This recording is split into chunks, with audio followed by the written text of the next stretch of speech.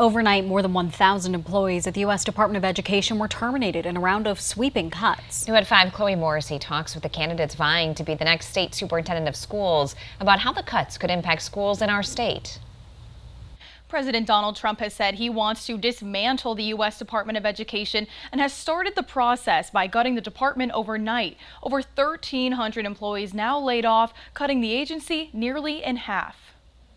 The DOE is responsible for everything from managing federal loans for colleges to enforcing civil rights laws in schools. States also receive funding from the department. According to the Wisconsin Department of Public Instruction, the state received more than $800 million in federal funding this school year, not including the nearly $274 million the state received the year prior for school meals, rounding out to over $1 billion put into the state. Wisconsin State Superintendent Dr. Jill Underly says the loss of this money could be catastrophic for a school system that is already stressed. When federal funding is reduced, the burden shifts to local school districts and states and taxpayers to make up the difference.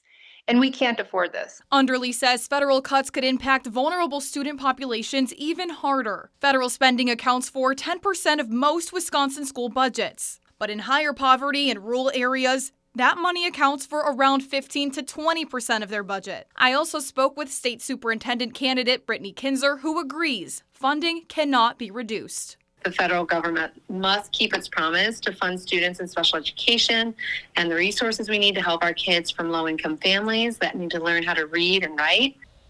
The U.S. Department of Education released a statement Tuesday saying some programs will not be affected, including formula funding, student loans, Pell Grants, funding for special needs, and competitive grant making.